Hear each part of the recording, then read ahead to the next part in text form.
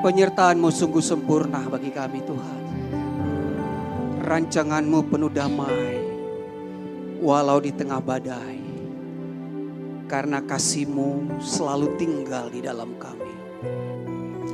Penyertaan-Mu sebagai bukti bahwa kami selalu dikuduskan dan selalu diberkati. Bahwa kami selalu tinggal di dalam kerajaan-Mu.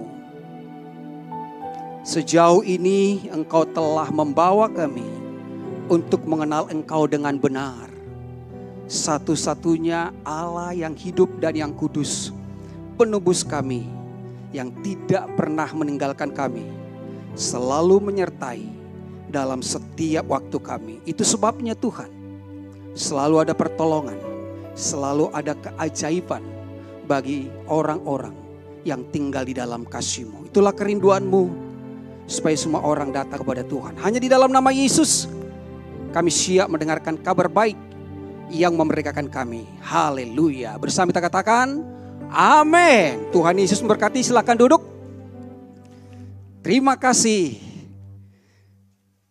Haleluya.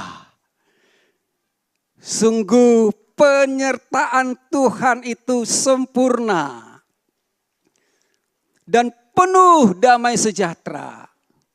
Walau di tengah badai dan gelombang yang terkadang bergelora.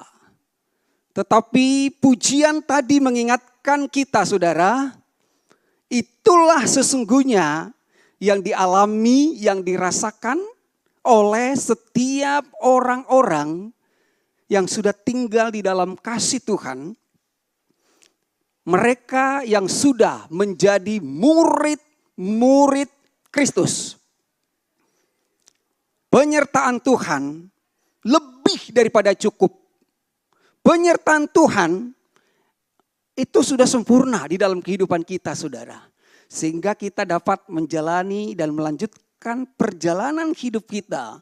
Walaupun kadang kita tidak bisa memprediksi apa yang terjadi di depan. Tetapi sesungguhnya Tuhan sudah mengatakan bahwa rancangan Tuhan itu rancangan damai sejahtera. Kadang diri kitalah yang membuat perjalanan itu berliku-liku tidak langsung kepada sasaran. Dan orang agamawi akan selalu mengatakan itu proses, itu adalah diizinkan Tuhan untuk membentuk kita dan lain sebagainya. Tapi ketika saudara mengenal kebenaran, kita tahu bahwa sesungguhnya apa yang dijadikan Tuhan itu baik adanya. Disertai Tuhan, itulah tema kita pada hari ini. Bagaimana kita disertai Tuhan. Sering sekali orang ngomong disertai Tuhan. Atau minta Tuhan sertailah kami. Mau bepergian sertailah kami Tuhan. Sertai perjalanan kami, sertai anak kami, sertai keluarga kami. Kita selalu minta disertai secara tidak langsung bahwa kita sebenarnya jadi bos. Yang selalu menyuruh Tuhan menjadi pengawal kita. Padahal sebenarnya kalau kita sudah mengerti firman Tuhan tidak begitu lagi caranya kita mengatakannya. Mari kita lihat di dalam kitab Kejadian 39 ayat pertama dan seterusnya. Adapun Yusuf telah dibawa ke Mesir dan Potifar seorang Mesir pegawai istana Firaun, kepala pengawal raja, membeli dia dari tangan orang Ismail yang telah membawa dia ke situ. Tetapi Tuhan menyertai Yusuf. Saya ulangi, tetapi Tuhan menyertai Yusuf sehingga ia menjadi seorang yang selalu berhasil dalam pekerjaannya. Maka tinggallah ia di rumah tuannya orang Mesir itu. Setelah dilihat oleh tuannya bahwa Yusuf disertai Tuhan dan bahwa Tuhan membuat berhasil segala sesuatu yang dikerjakannya, maka Yusuf mendapat kasih tuannya dan ia boleh melayani dia. Kepada Yusuf diberikannya kuasa atas rumahnya dan segala miliknya diserahkannya kepada kekuasaan Yusuf. Berikutnya ayat yang kelima sampai ayat ke-6. Sejak ia memberikan kuasa dalam rumahnya atas segala miliknya kepada Yusuf, Tuhan memberkati rumah orang Mesir itu karena Yusuf. Sehingga berkat Tuhan ada atas segala miliknya. Baik yang di rumah maupun yang di ladang, segala miliknya diserahkannya pada kekuasaan Yusuf dan Dengan bantuan Yusuf ia tidak usah lagi mengatur apa-apapun selain dari makanannya sendiri. Adapun Yusuf itu manis sikapnya dan elok parasnya. Mari kita lihat yang pertama. Tuhan menyertai Yusuf. Ya. Tuhan menyertai Yusuf. Sepertinya kalau kita baca di dalam kisah Yusuf ini, kita tidak menemukan bahwa ada doa-doa atau formula yang dilakukan oleh Yusuf untuk memohonkan agar Tuhan sudi kiranya berkenan gitu ya untuk menyertai dia. Tapi penyertaan itu datangnya langsung dari Tuhan, saudara ya. Jadi itu bukan karena dipompa dari bawah untuk menarik dari atas, tapi dari atas itu yang turun ke bawah dan kita menerimanya. Adapun Yusuf telah dibawa ke Mesir dan Potifar seorang Mesir pegawai istana Firaun, kepala pengawal raja, membeli dia dari tangan orang Ismail yang telah membawa dia ke situ. Tetapi Tuhan menyertai Yusuf sehingga ia menjadi seorang yang selalu berhasil dalam pekerjaannya. Maka tinggallah ia di rumah tuannya orang Mesir itu. Kita udah tahu perjalanan Yusuf, bahwa Yusuf ini dijual oleh saudara-saudara kandungnya sendiri. Awalnya memang mau dibunuh. Tetapi kakaknya tertua mengatakan jangan bunuh dia. Buang saja ke sumur. Dengan satu niat, nanti saya akan ambil adikku ini. Lalu dijual kepada Potifar. Orang Ismail, saudara ya. Dijual dan dijual ke orang Ismail awalnya. Dan kemudian orang Ismail ini menjual lagi kepada orang Mesir yang bernama Potifar. Jadi 2-3 kali transaksi ini, saudara ya. Dari saudaranya ke orang Ismail, dari orang Ismail kepada orang Mesir. Tetapi sungguh perjalanan yang menakjubkan bagaimana Tuhan yang dari awal menyertai Yusuf ini, saudara. Dan bahwa di dalam ayat tersebut dikatakan tetapi Tuhan menyertai Yusuf. Nah, ini yang sangat penting, saudara, bagi kita. Siapakah yang menyertai kita? Kalau banyak uang menyertai seseorang, mungkin dia aman ya. Rumah mewah yang diprotektif begitu rupa, mungkin dia aman. Atau banyak lain lagi, saudara, yang menyertai kehidupannya. Tapi sesungguhnya bukan di sana letaknya. Tuhan yang menyertai Yusuf, sehingga Yusuf ini menjadi seorang yang selalu berhasil.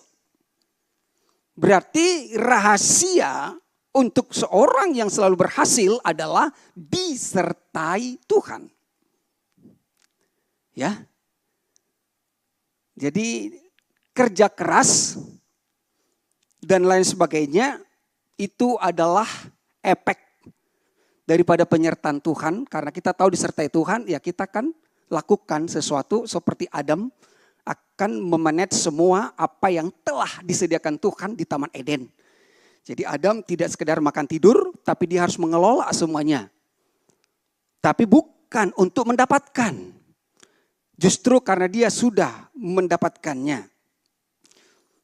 Pertanyaannya, apa yang membuat Yusuf selalu berhasil? Ada perkataan loh, selalu berhasil. Manusia ini kadang berhasil, kadang tidak, saudara. Kadang beruntung, kadang puntung. Tetapi Yusuf selalu berhasil. Apa yang membuat dia selalu berhasil? Karena Tuhan menyertai Yusuf. Ya. Jadi rahasianya, kuncinya adalah Tuhan menyertai Yusuf. Kalau Tuhan menyertai kita, maka segala berkat itu akan datang kepada kita. Ya kan? Kalau kita sudah mengalami dan mengerti, merasakan Tuhan menyertai kita, semua itu kebajikan dan kemurahan itu akan mengikut kita, saudara. Kita tidak mengejar, tetapi itulah yang mengikut kita. Dalam Kejadian 9 ayat 3, setelah dilihat oleh tuannya bahwa Yusuf disertai Tuhan, Dan bahwa Tuhan membuat berhasil segala sesuatu yang dikerjakannya. Jadi sampai tuannya pun, majikan dari Yusuf dapat melihat bahwa Yusuf ini disertai Tuhan. Itu luar biasa loh saudara. Sampai bisa dia melihat bahwa Yusuf ini seorang yang disertai Tuhan. Dan mengatakan bahwa Tuhan yang membuat berhasil segala sesuatu yang dikerjakan Yusuf. Tuhan yang membuat. Jadi di sini yang pemeran utamanya bukan Yusuf sebenarnya, tapi Tuhan. Ya, aktor utamanya itu bukan Yusuf, tapi Tuhan. Yusuf itu adalah peran pembantu untuk membuktikan dan menyatakan apa yang Tuhan lakukan. Masih kita baca lagi dalam ayat 4. Maka Yusuf mendapat kasih tuannya dan ia boleh melayani dia. Kepada Yusuf diberikannya kuasa atas rumahnya dan segala miliknya diserahkannya pada kekuasaan Yusuf. Ya, jadi tuannya melihat bahwa Yusuf disertai Tuhan dan juga tuannya melihat bahwa Tuhan membuat berhasil segala sesuatu yang dikerjakan Yusuf. Ya. Jadi sebenarnya itu adalah penegasan, konfirmasi dari dunia ini. Bahwa sorga menyatakan Yusuf disertai Tuhan dan Tuhan membuat dia berhasil. Selalu berhasil dalam segala pekerjaannya. Dan dunia ini akan mengakui apa yang dinyatakan oleh sorga. Melalui Potifar mengakui bahwa Yusuf disertai Tuhan. Dan bahwa Tuhan membuat berhasil semua yang dikerjakan oleh Yusuf. Oleh kerajaan sorga. Datang di bumi ya saudara. Nah sekarang Yusuf mendapat kasih Tuhannya. Slide berikutnya. Mengapa Yusuf mendapat kasih Tuhannya? Ya, Yusuf mendapat kasih dari Tuannya loh saudara. Saya pikir semua orang, pekerja-pekerja, karyawan apapun pasti ingin mendapat perhatian dari pimpinannya, dari bosnya saudara ya. Sehingga di dalam dunia itu dikatakan adalah cari muka. Dan ada lagi yang lebih konyol, saya nggak usah ngomongin saudara ya. Ya, tapi mengapa Yusuf mendapat kasih Tuannya? Karena Yusuf sudah terlebih dahulu mendapat kasih Tuhan. Itu loh saudara. Kita mendapat kasih manusia tanpa kita mendapat kasih Tuhan, kita akan kecewa. Karena kasih Tuhan, karena kasih manusia itu bersyarat. Dan dia ada expirednya. Itu sudah, mohon maaf ya. Bahkan di dalam orang-orang yang di luar Kristus, suami istri pun bisa kandas. Kandas saudara. Ya. Tapi dia, karena Yusuf sudah terlebih dahulu mendapat kasih Tuhan. Yusuf disertai Tuhan. Itu artinya bahwa Yusuf menerima kasih Tuhan. Gak mungkin seseorang, kalau misalnya ada dua orang nih berjalan bersama, si A dan si B. Si A ini mau menyertai si B, apakah mau belanja atau kemana. Tapi kalau dia tidak mau, gak bisa saudara. Gak bisa. Artinya ketika dia mau berdampingan, berarti dia menerima kasih daripada temannya ini. Nah, Yusuf menerima kasih Tuhan. Dan ketika kita menerima kasih Tuhan, itulah yang sudah kita dengarkan terus. Dan beberapa minggu terakhir ini diberkati dan dikuduskan. Itu yang dialami oleh Mister Yusuf. Jadi disertai Tuhan itu artinya saya diberkati, saya dikuduskan. Itulah. Siapa yang menguduskan? Yang menyertai itu. Yang menyertai itu siapa? Tuhan. Siapa sumber kekudusan? Tuhan. Siapa sumber berkat? Tuhan. Jadi Tuhan membuat Yusuf mendapat kasih tuannya. Hati raja ada di tangan Tuhan. Ya. Dia akan seperti air yang dialirkan kemana Tuhan mau. Yusuf mendapat kepercayaan dan kuasa dari tuannya. Itu karena Tuhan. Jadi sekali lagi itu adalah karena Tuhan. Jadi bagi kita sekarang, kita telah mendapat kasih Tuhan. Kita telah mendapat kasih Tuhan, menerimanya, bahkan kita telah tinggal di dalam kasih Tuhan. Jadi firman ini bukan lagi untuk Yusuf, karena masa Yusuf sudah selesai. Tapi masanya House of Grace dan banyak orang lagi yang saudara ada di dalamnya.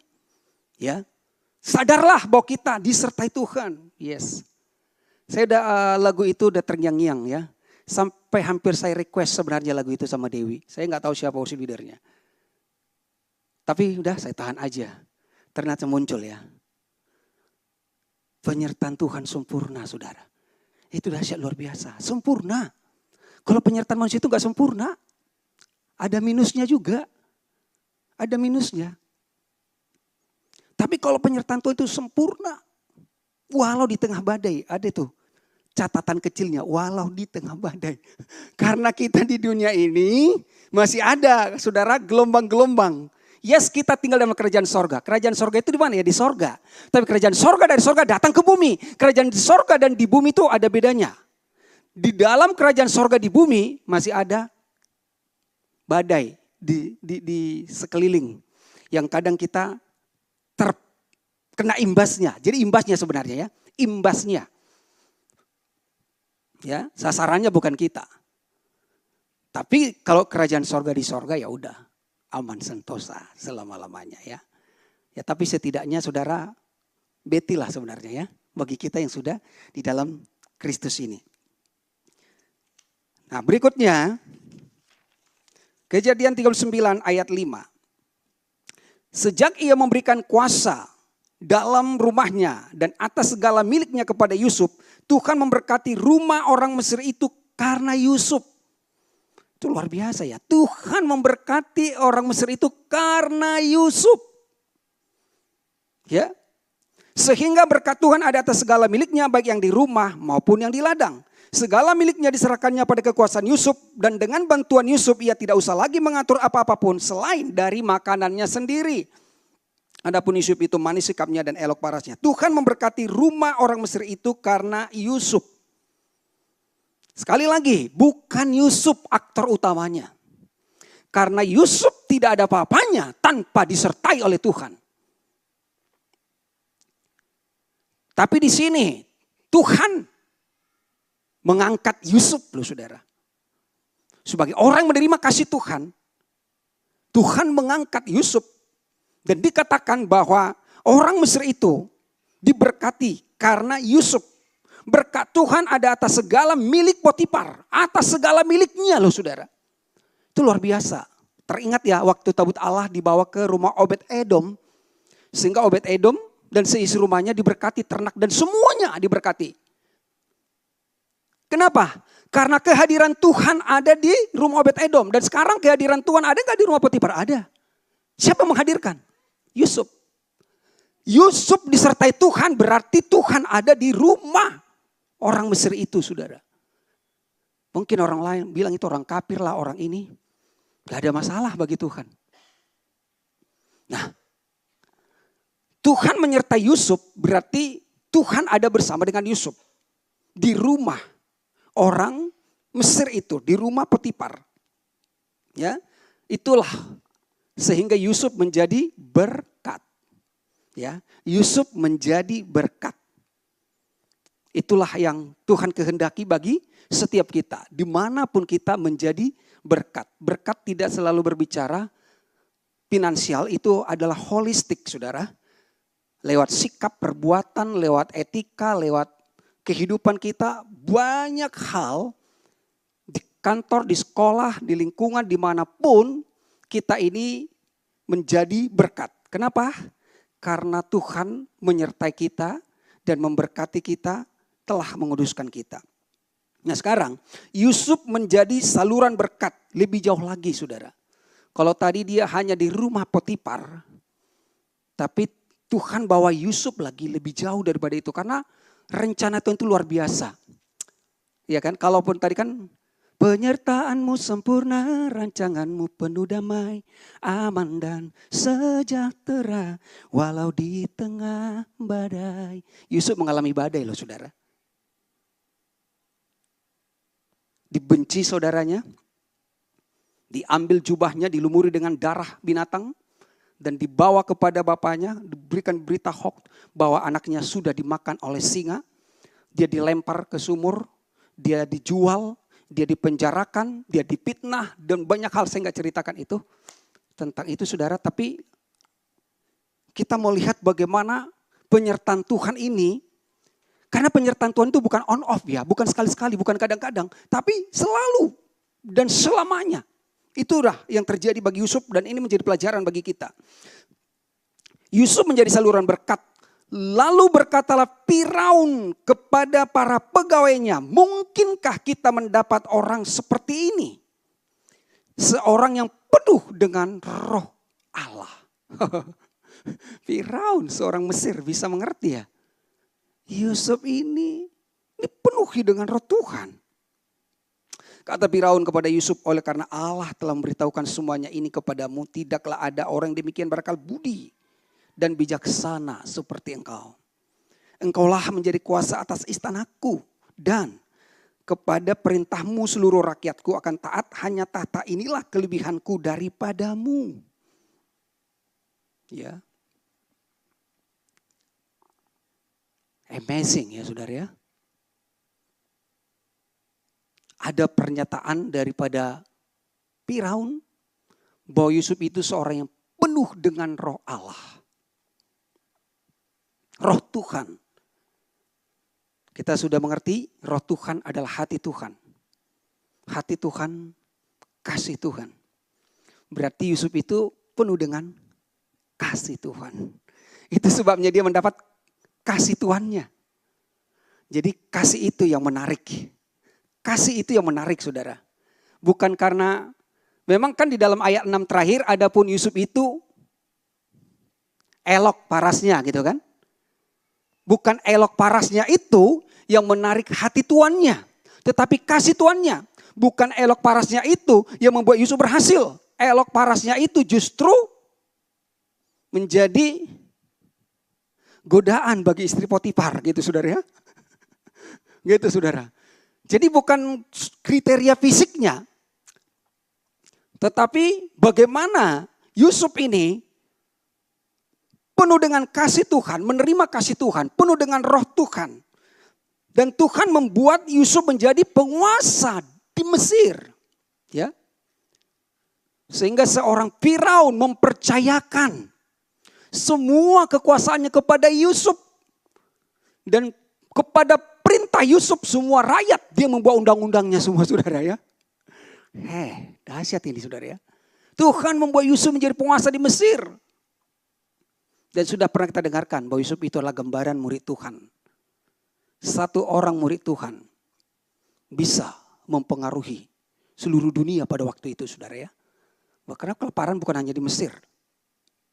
Satu orang murid Tuhan yang bernama Yusuf. Kenapa?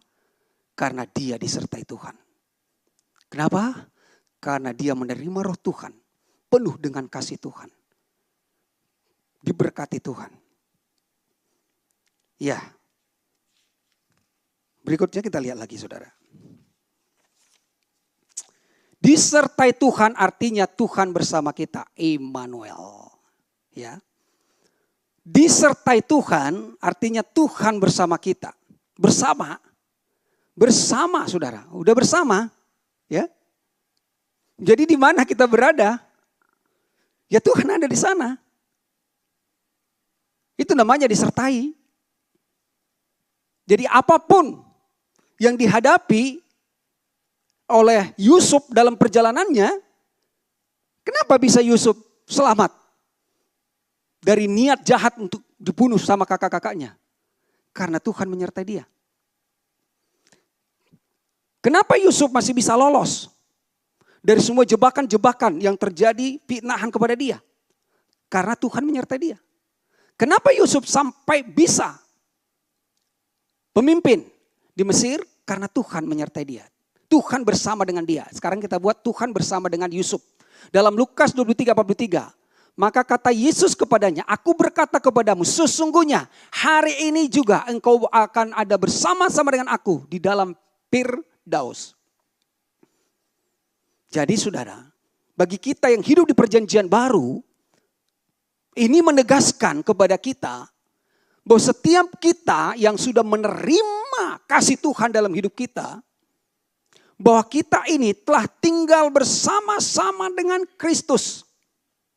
Tinggal bersama-sama dengan Kristus di dalam Firdaus.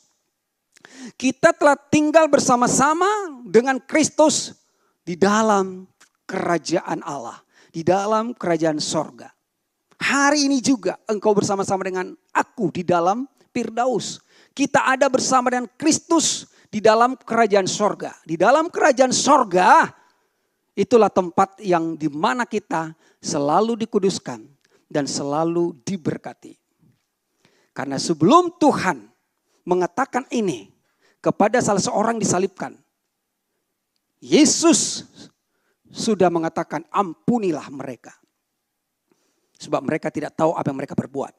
Jadi saudara, Tuhan bersama kita di mana? Di dalam kerajaannya. Karena untuk apa Tuhan masuk dalam kerajaan manusia? Tuhan membawa kita kepada kerajaannya. Dan di dalam kerajaannya artinya kita selalu dikuduskan dan selalu diberkati. Mindset inilah yang harus dimiliki oleh setiap orang yang mengatakan percaya pada Kristus. Kita selalu dikuduskan dan selalu diberkati. Tapi bagaimana Pak kalau kita melakukan dosa lagi? Dosa. Makanya saya katakan bahwa kita nggak terlalu banyak membahas dosa, saudara. Dosa itu apa sih? Hamartia. Hamartia itu meleset. Hamartia itu dosa tunggal. Dosa tunggal itu berarti hanya dilakukan satu orang. Itu yang dilakukan oleh Adam. Bukan saudara melakukannya. Adam yang melakukannya. Itulah yang mendatangkan maut. Dan Kristus tunggal juga harus menebusnya. Dan itu sudah selesaikan, saudara. Terus bagaimana? Kok masih marah, masih begini, banyak dah. Lah, itu dosa hamartia dibedakan dengan dosa hamartio. Hamartio itu saudara jamak. Itu perbuatan daging, amarah, emosi, perbuatan daging. Ya memang masih ada di dunia ini. Masih saudara. Dan itu tidak mempengaruhi keselamatan kita. Itulah disebut dosa yang tidak mendatangkan maut. Tetapi apa yang kau tabur akan kau tuai. Konsekuensi hukum sosial ada untuk itu saudara. Ya kan? Kita melanggar rambu lalu lintas, kita korupsi dan lain segala macam. Bukan berarti keselamatannya hilang. Tidak saudara ya. Tapi sebenarnya semakin orang mengerti dia disertai Tuhan. Seperti Yusuf. Dosa hamartio itu pun akan menjauh dari kita. Bukankah Yusuf juga berkali-kali digoda oleh istri Potifar? Tapi karena dia tahu saya dikuduskan Tuhan, saya orang kudus. Bagaimana mungkin aku melakukan kejahatan ini di hadapan Tuhan yang sudah menguduskan aku. Di mana rohnya, kasihnya tinggal di dalamku. Artinya apa? Semakin kita mengenal kasih Tuhan, semakin kita terhindar dari semua dosa. Tapi mencoba kita menjauh dari dosa, kejarlah daku, kau kutangkap katanya. Jadi saudara kita kejar-kejaran jadinya. Tapi kalau kita sudah tinggal dalam kasih Tuhan, dosa menjauh ya. Yusuf sudah menjadi contoh bukti bagi kita. Nah, selalu dikuduskan dan selalu diberkati, itulah yang disebut disertai Tuhan di dalam kehidupan kita sekarang ini. Jadi kita gak hanya disebut Immanuel, Tuhan menyertai saya. Saudara harus masuk kepada kesadaran itu bahwa kita ini selalu dikuduskan dan selalu diberkati Tuhan. Berikutnya Tuhan menyertai kita telah menjadi rahasia yang tersembunyi. Nah ini dia saudara. Jadi dari dulu udah kita dengar ya, di perjanjian lama kan sudah ada. Akan lahir seorang putra, kan nama dia Immanuel. Tuhan beserta dengan kita. Tapi itu menjadi hanya statement tanpa dipahami, tanpa dimengerti, tanpa dialami. Sehingga Tuhan menyertai kita itu telah menjadi rahasia yang tersembunyi sesuai dengan Kejadian 1:26. Yaitu rahasia yang tersembunyi dari abad ke abad, dari turunan ke turunan. Tetapi yang sekarang nyatakan kepada orang-orang kudusnya. Jadi tersembunyi dari abad ke Adam. Dari abad ke abad dan dari turunan ke turunan itu tersembunyi dari sejak kapan? Sejak dari Adam. Sejak dari Adam itu. Begitu saudara ya, berabad-abad. Tersembunyi loh. Padahal Alkitabnya sama. Ya, tersembunyi, rahasia itu telah dinyatakan. Tapi yang luar biasanya, yang tersembunyi itu rahasia yang tersembunyi ini telah dinyatakan. Kepada siapa? Orang-orang kudusnya. Siapa orang-orang kudusnya? Orang yang disertai Tuhan. Orang kudus berarti orang yang dikuduskan. Orang-orang yang dikuduskan Tuhan. Orang-orang diberkati yang menerima kasih Tuhan. Tuhan nyatakan. Rahasia itu kepada orang-orang disertai Tuhan. Yusuf sudah mengerti rahasia itu saudara. Dan sekarang kita juga menangkap rahasia ini. Yang sudah dari abad ke abad. Dari turunan ke turunan. Dari generasi ke generasi. Tersembunyi. Tapi sekarang sudah disingkapkan. Coba kita lihat saudara. Bahwa dari awal Tuhan sebenarnya menyertai Adam. Jadi gak ada yang berubah. Gak ada yang berubah saudara ya. Dari master plan-nya Tuhan itu gak ada yang berubah sebenarnya. Jadi gak ada plan A, plan B. Rancangan Tuhan itu gak pernah gagal. Tapi pikiran kita tidak bisa memahami semuanya. Berfirmanlah Allah, baiklah kita menjadikan manusia menurut gambar dan rupa kita. Supaya mereka berkuasa atas ikan-ikan di laut dan burung-burung di udara. Dan atas segala ternak dan atas seluruh bumi. Dan atas segala binatang melata yang merayap di bumi. Bahwa Tuhan menjadikan manusia menurut rupa gambarnya. Ya. Tuhan menjadikan manusia itu segambar dengan Dia. Nah, Tuhan mengambil manusia itu dan menempatkannya dalam Taman Eden untuk mengusahakan dan memelihara taman itu. Lalu Tuhan Allah memberikan perintah ini kepada manusia. Semua pohon dalam taman ini boleh kau makan buahnya dengan bebas. Tetapi pohon pengetahuan tentang yang baik dan yang jahat, jangan kau makan buahnya. Pada hari yang kau makannya, pastilah engkau mati. Nah, di sini ada satu konsekuensi yang diberikan kepada Adam. Adam dan Hawa ditempatkan di Taman Eden. Tempat yang diberkati oleh Tuhan. Tempat yang sudah disediakan Tuhan segala sesuatunya. Dan harus kita tahu bahwa Tuhan menyertai Adam dan Hawa di Taman Eden itu saudara. Tuhan menyertai Adam dan Hawa di Taman Eden. Dan Tuhan memberikan otoritas kepada mereka untuk berkuasa atas segala ciptaan Tuhan yang ada di bumi. Jadi dari awal jelas sekali bahwa Tuhan itu menyertai manusia. Nah, di dalam Kejadian 3:9 akan lebih tegas lagi. Tetapi Tuhan Allah memanggil manusia itu dan berfirman kepadanya, "Di manakah engkau?" Ia menjawab, "Ketika aku mendengar bahwa engkau ada dalam taman ini, aku menjadi takut. Karena aku telanjang, sebab itu aku bersembunyi." Nah, apa yang dikatakan oleh Tuhan, Adam tidak lakukan. Adam berubah, tapi Tuhan tidak berubah. Ya, Adam berubah, tidak mau melakukan apa yang difirmankan Tuhan, tapi Tuhan tidak berubah. Jadi perubahan itu ada dari pihak Adam, bukan dari pihak Tuhan. Nah, lihat di sana saudara. Adam masih ada di Taman Eden, tapi menjadi takut. Loh, kok takut? Tuhan menyertai, harusnya kita tidak takut. Adam masih di Taman Eden loh saudara, tapi dia menjadi takut. Ada yang berubah dari Adam. Saya ulangi, ada yang berubah dari Adam, tapi dari Tuhan tidak ada yang berubah. Sebelumnya Adam tidak takut karena dia tahu bahwa dia disertai Tuhan. Tidak ada rasa takut Adam menghadapi semua yang ada di sana. Kenapa? Karena dia tahu dia disertai Tuhan. Itulah yang membuat Adam tidak takut. Tapi saudara, Adam menjadi takut. Kenapa? Karena dia tahu dia telanjang. Dia tahu dia telanjang, ini aku tidak layak ini di hadapan Tuhan. Tuh. Berarti pengetahuan Adam bukan lagi kepada Tuhan yang mengasihi dia, menyertai dia, tapi kepada keberadaan dirinya. Inilah yang membuat gagal orang di dalam mengenal Tuhan. Karena selalu fokus kepada dirinya, saudara. Ketika kita bisa merasa mencapai apa yang dikatakan Tuhan, oh aku bukan orang berjinah seperti mereka, aku bukanlah perampok seperti mereka, gagal kita. Atau kita benar-benar terpuruk, merasa tidak layak. Sama juga saudara.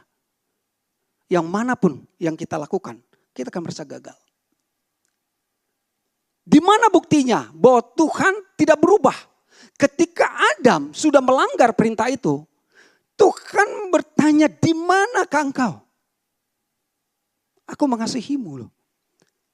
Aku menyertaimu. Tapi kau kok gak bisa rasakan ya kalau aku menyertai. Bahkan ada rasa yang berbeda.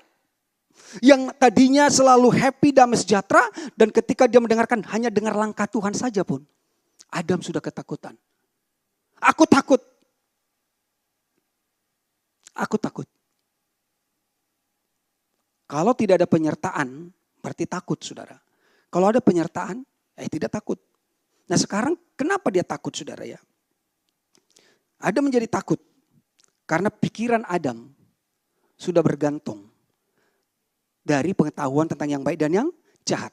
Dia tahu baik, dia tahu jahat. Dia tahu ini tidak baik. Ini tidak layak. Maka dia melakukan yang baik. Membuat pakaian dari daun ara itu. Tapi ternyata itu pun tidak baik. Jadi sebenarnya saudara, apa yang dilakukan oleh pemimpin-pemimpin agama dan semua tafsir-tafsir itu hanya sebatas baik. Tapi tidak baik di mata Tuhan. Walaupun pendapat A, pendapat B gitu ya. Semua itu, buat buku-buku itu saudara. Dulu saya sangat banyak itu mengkoleksi itu saudara. Kelihatannya baik, tapi sebenarnya tidak baik sama sekali. Buktinya, itu tidak menyelamatkan Adam. Tetap aja masih bersembunyi saudara. Kalau mau jujur kita tanya semua mereka-mereka yang kelihatannya rohani dan kudus. Dikultuskan orang, mereka sendiri juga tahu ketelanjangannya. Dia tahu loh saudara. Tapi dia tutupi terus. Dan umat-umat pengikutnya juga ikut menutupi itu. Karena dianggap ini adalah orang yang dikhususkan gitu ya. Yang luar biasa. Sekalipun Adam telah gagal. Tapi Tuhan tetap menyertai Adam di dalam kegagalannya. Kadang kita dikatakan, ya kalau aku sukses, yes kau disertai Tuhan. Kalau kau gagal, itulah makanya. Kamu cek dulu dong, di mana missnya. Persekutuanmu sekarang bagaimana? Hubunganmu dengan Tuhan bagaimana? Wah semualah dikorek-korek, coba catat dulu. Counseling, pelepasan. Ya, saya pernah melakukan itu loh saudara ya. Semua anak-anak catat dosanya, lalu api unggun terakhir pada malam terakhir. Saya gimana ya? Saya harus ya pada waktu itu saya salah juga ya. Saya kurang tegas pada waktu itu memang ya. Ya saya menghargailah sekolahnya, menghargai semuanya. Ya saya lakukan juga doa dalam nama Yesus, terbakar semua dosanya Tuhan, hapus gitu kan. Tapi semakin mengerti kebenaran firman Tuhan, aneh-aneh ya. Itu hanya cara manusia, masa dosa mau dibakar? Saudara gak bisa dosa dibakar. Ada juga pernah kita lakukan saudara ya, dicatat lalu dihanyutkan di sungai yang mengalir. Katanya sungainya harus mengalir, gak tahu sampai kemana itu dosanya nyangkut gitu saudara. Padahal dosa hanya bisa dikuduskan oleh darah Yesus. Tidak ada yang bisa mengampuni dosa. Tapi itulah formula-formula yang dibuat oleh manusia ya. Jadi Tuhan tetap menyertai Adam di dalam kegagalannya. Ini loh saudara. Dulu pun saya pikir Adam itu sudah ditendang Tuhan ini ya. Oh udah dikeluarkan di Taman Eden. Tuhan sudah marah sama dia. Tuhan sudah murka. Ternyata tidak saudara. Mari kita lihat berikutnya. Dalam Kejadian 3:21. Tuhan menyertai Adam sebelum selesai ya. Dan Tuhan Allah membuat pakaian dari kulit binatang untuk manusia dan untuk istrinya itu. Lalu mengenakannya kepada mereka. Ya, Tuhan membuat pakaian dari kulit binatang untuk manusia dan istrinya itu. Lalu mengenakannya kepada mereka. Kenapa Tuhan lakukan ini? Karena apa yang dilakukan Adam itu adalah salah. Meskipun itu menurut agama sudah baik, sudah on the track. Dari pengetahuan badannya, yes baiklah kamu udah buat pakaian, udah buat cawat gitu kan. Tapi itu tidak baik. Tidak ada yang baik dari manusia. Makanya ketika orang kaya mengatakan pada Yesus, guru yang baik. Tidak ada seorang pun yang baik, hanya Bapamu yang baik. Walaupun kau takkan sudah melakukan seluruh hukum Taurat gitu ya. Dan mengenakannya kepada mereka. Adam membuat cawat dari daun pohon ara. Itulah kebenaran manusia. Sejak itulah manusia membangun kebenaran sendiri sampai hari ini. Cuman ya Adam gak bisa ngomong lagi kan. Hei, jangan lakukan lagi itu. Memang itu adalah kesalahan terbesar saya. Tapi kesalahan saya itu sudah diselesaikan oleh Tuhan. Karena apa yang saya lakukan, apa yang saya buat itu sudah dilepaskan oleh Tuhan sendiri. Pahamkah kita saudara? Apa yang dipegang erat oleh Adam yang menjadi kebenarannya itu sudah dilepaskan Tuhan. Tetapi orang sampai sekarang masih pegang erat apa yang kebenaran dan dia membangun kebenaran sendiri. Ketika manusia membangun kebenaran sendiri, dia menolak kebenaran Tuhan. Dan di dalam dia tidak ada kebenaran. Dan Tuhan mengenakan pakaian dari kulit binatang kepada Adam. Itulah kebenaran Tuhan dikenakan kepada Adam. Jadi bukan kebenaran kita, tapi kebenaran Tuhan. Adam menerima kebenaran Tuhan, itulah dasarnya. Bahwa Tuhan tidak berubah, dia tetap menyertai Adam. Dia tetap menguduskan Adam. Pengudusan sudah ada pada Adam saat itu. Dan dia sudah diberkati pada saat itu juga. Dia diberi hidup, dia punya keturunan. Dan selanjutnya, itu makanya kita ada. Tuhan tidak mendaur ulang, menyelesaikan itu baru menciptakan Adam yang lain. Tidak. Adam yang akhir datang bukan dari dunia lagi, tapi dari sorga. Saudara. Jadi saudara, tidak ada yang berubah dari Tuhan. Sekali Tuhan menyertai, ya selamanya menyertai. Tergantung kita mau disertai atau tidak. Adam mau disertai Tuhan. Beda dengan anaknya namanya Kain. Tuhan datang kepada Kain. Kain, mengapa mukamu muram? Apakah wajahmu tidak berseri-seri kalau hatimu baik? Ya. Jadi kalau hati baik wajahnya kan terpancar ceria. Hei Adam, hati-hati loh. Dosa sudah mengintip di depan pintu. Tetapi engkau harus berkuasa atasnya. Loh, Tuhan kasih kuasa loh kepada Adam. Kepada Kain. Kau harus berkuasa atasnya. Tapi saudara tahu, Kain pergi dari hadapan Tuhan. Dia pergi. Meninggalkan Tuhan. Gak mau disertai. Kalau Tuhan memaksakan itu namanya pemaksaan. Ya. Dia pergi. Dia pergi ke Not. Not itu seperti gabus.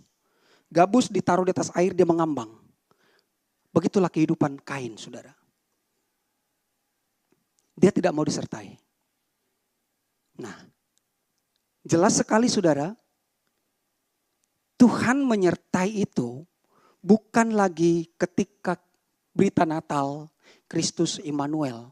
Tapi sebenarnya dari awal pun Tuhan menyertai. Itulah rahasia yang dari abad ke abad, dari turunan ke turunan tersembunyi. Tetapi bagi kita sudah disingkapkan. Dan memang bagi banyak orang di luar sana itu masih tersembunyi. Ya. Jadi Adam dan Hawa mengenakan cawat buatan mereka. Itulah perbuatan agamawi saudara. Tapi Tuhan mengenakan pakaian buatan Tuhan kepada Adam dan Hawa. Itulah kasih Tuhan. Itulah kasih Tuhan saudara ya. Dan Tuhan menguduskan dan memberkati Adam. Wow. Tuhan tetap menguduskan dan memberkati Adam. Jadi jangan selalu lihat kegagalan Adam. Makanya saya bilang aktor utamanya bukan Adam, Tuhan, selalu Tuhan. Dia hanya pelengkap. Ya. Jadi kita lihat perbuatan Tuhan. Kita kan selalu fokus kepada perbuatan manusia. Hebatnya Daniel mengalahkan singa gitu ya. Bukan saudara. Hebatnya Daud mengalahkan Goliat, bukan. Tuhannya dong. Aku datang di dalam nama Tuhan semesta alam. Nah, sekarang rahasia itu dinyatakan kepada orang-orang kudusnya. The last point. Sekarang rahasia itu dinyatakan pada orang-orang kudusnya. Kejadian 1:27. Kepada mereka Allah mau memberitahukan betapa kaya dan mulianya rahasia itu. Wow. Betapa kaya dan mulianya rahasia itu di antara bangsa-bangsa lain. Bangsa-bangsa lain. Yaitu Kristus ada di tengah-tengah kamu. Christ in you. Kristus yang adalah pengharapan akan kemuliaan. Tuhan mau memberitahukan rahasia itu.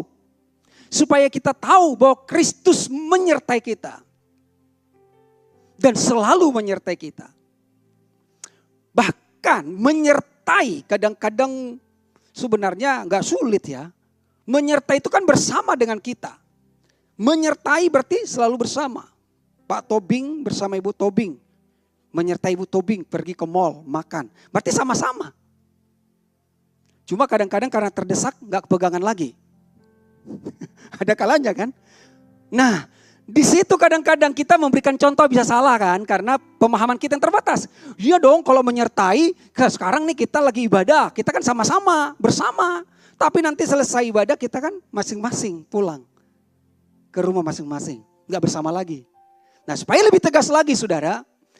Bahwa Kristus menyertai kita. Sudah ditegaskan di sini. Kristus di dalam kita. Tidak peduli kau sadar atau tidak sadar, lagi bekerja, lagi ibadah, lagi bekerja atau apapun yang kita lakukan, bahwa Kristus di dalam kita. Sekali dia masuk, tidak ada kata menyesal bagi dia. Aduh, kalau aku tahu dulu ternyata kamu begini, saya tidak akan masuk dalam hidupmu. No, dia tidak menyesali kasih karunia-Nya. Kita manusia pernah menolong orang, pernah berbuat baik. Pertanyaannya jujur, apakah kita pernah merasa menyesal telah menolong itu? Bisa jadi.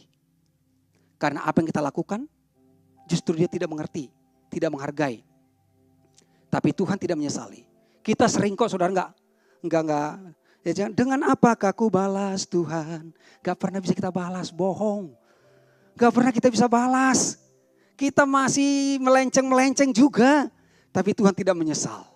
Tuhan terus menyertai dan mengikuti kita. Kristus telah menguduskan dan memberkati kita. Itu yang dilakukan Yesus bagi saudara saya. Satu kali itu selamanya. Terimalah itu. Itulah kalau orang dunia bilang peramal takdir. Takdirmu itu adalah selalu dikuduskan. Selalu diberkati. Saya tidak peduli. Apapun keadaanmu. Bukan mengatakan silakan kau jatuh. Karena kau jatuh kau akan sakit. Kamu akan lebih berhati-hati lagi. Supaya tidak jatuh lagi ke lubang yang sama. Kristus menguduskan. Kristus memberkati di mana? Di dalam kerajaannya. Itu sebabnya Yesus mengatakan datanglah kerajaanmu. Jadilah kehendakmu di bumi seperti di sorga. Di bumi ini kita selalu disertai. Selalu dikuduskan dan selalu diberkati. Di bumi ini keluarlah dari kerajaan agama. Keluarlah dari kerajaan organisasi sinode. Keluarlah dari kerajaan manusia. Tinggallah dalam kerajaan sorga. Karena di sanalah engkau tidak ada penuduhan. Tidak ada pendakwaan lagi. Selalu dibela. Selalu dilindungi. Selalu diprotek. Dikuduskan dan diberkati. Itulah artinya Tuhan menyertai kita. Kristus di dalam kita. Amin. Tuhan Yesus memberkati.